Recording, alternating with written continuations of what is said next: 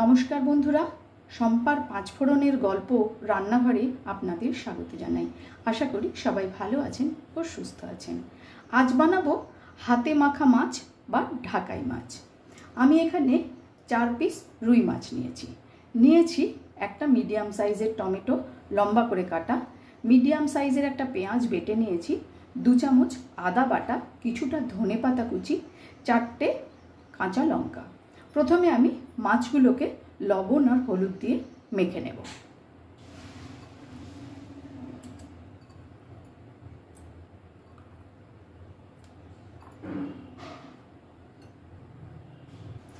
দিয়ে দেব পরিমাণ মতন লবণ,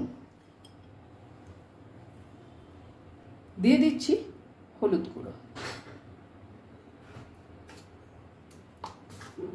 ভালো করে মাছটা মাখিয়ে নেব।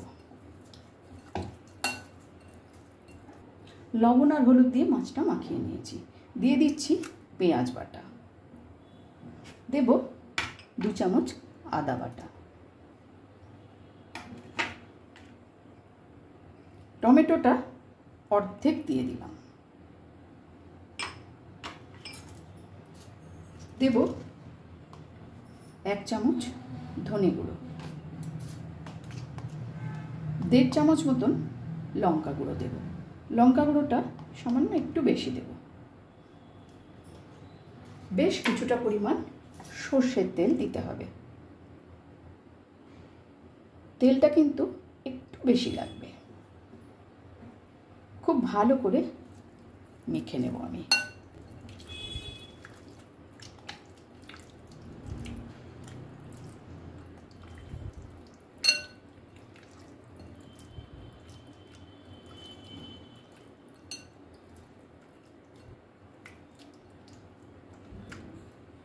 সমস্ত কিছু মেখে নিয়েছি। এবারে আমি এটা 10 মিনিটের জন্য রেস্টে রেখে দেব। 10 মিনিট পর একটা কড়াই বসিয়ে দিয়েছি। গ্যাসটা কিন্তু আমি এখনো অন করিনি। কড়াইয়ের মধ্যে দিয়ে দেব একটু সর্ষের তেল। এবারে মাছগুলো এই কড়াইয়ের মধ্যে একে একে দিয়ে দেব।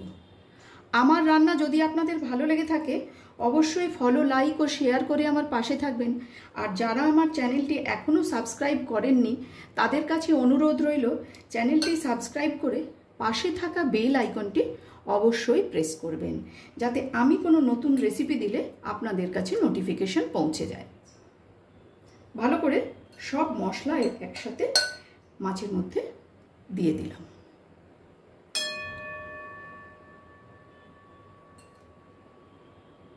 মশলার বাটি ধোয়া সামান্য একটু জলের মধ্যে দিয়ে দিলাম।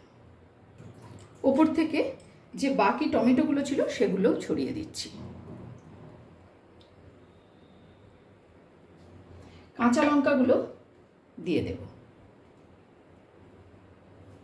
আর সামান্য একটু সর্ষের তেল ওপর থেকে দেব। আগেই বলেছি তেলটা সামান্য একটু কিন্তু বেশি লাগবে। এবারে আমি গ্যাস অন করে দেব এবং গ্যাসের ফ্লেমটা প্রায় 1 মিনিট হাইতেই রাখবো। খুব সহজেই এই রান্নাটা কিন্তু তৈরি হয়ে যায় এবং খেতেও কিন্তু দুর্দান্ত লাগে। একবার হলেও বাড়িতে বানিয়ে দেখার অনুরোধ রাখছি। 1 মিনিটের মধ্যেই এটা ফুটে উঠেছে। এবারে গ্যাসের ফ্লেমটা একদম লোতে করে ঢেকে দেব আমি 5 মিনিটের জন্য। 5 মিনিট হয়ে গেছে।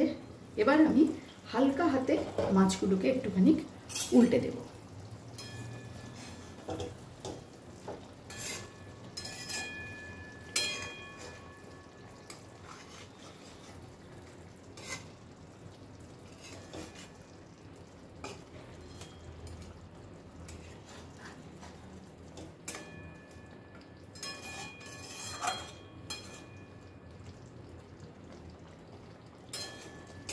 আবারও আমি 5 মিনিটের জন্য এটা ঢেকে দেব।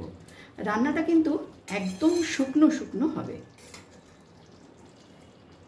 ঢেকে দিলাম 5 মিনিটের জন্য। ফিরে এলাম 5 মিনিট পর। ওপর থেকে ছড়িয়ে দেব বেশ কিছুটা পরিমাণ ধনেপাতা।